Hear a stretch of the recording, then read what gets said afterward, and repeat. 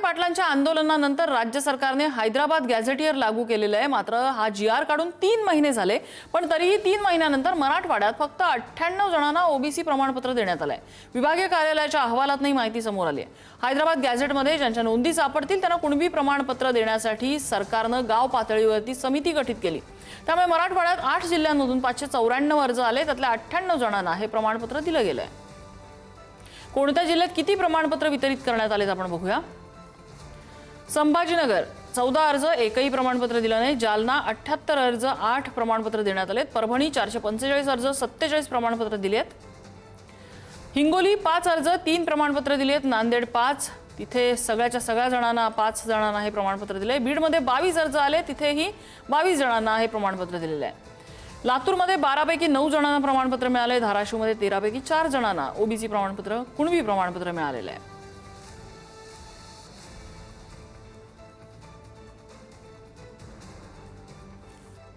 जो जीआर गव्हर्नमेंटनी काढला आहे त्यातून आता किती फायदा होतो त्यापेक्षा मराठवाड्यातील यापूर्वीच अनेकांनी ओबीसी प्रमाणपत्र मिळवलेलं आहे।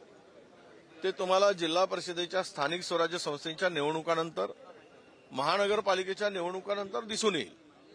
म्हणजे ओरिजिनल ओबीसीचा वाटा कोणी हिरावला हे आता आज काही सांगायची गरज नाही, निवडणुकानंतर आपण बोलूया।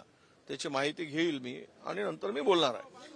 पण जरांगे पाटलांचं जे आंदोलन होतं ते संपवण्यासाठी जर त्या हैदराबाद गॅजेटियरच्या म्हणण्याप्रमाणे जीआर काढून जर फायदा होत नसेल तर मग चुकत कोण आहे? जरांगे पाटील चुकत आहे की सरकार चुकत आहे?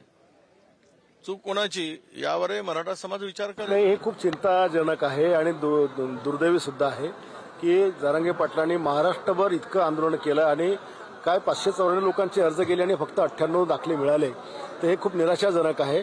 असं वाटत होतं की हा हैदराबाद गॅजेट जर आपल्याला महाराष्ट्रात लागू झाला तर लाखो मराठ्यांना फायदा मिळेल, पण अतिशय स्लो गतीने चाललेलं आहे। हे निराशाजनक आहे।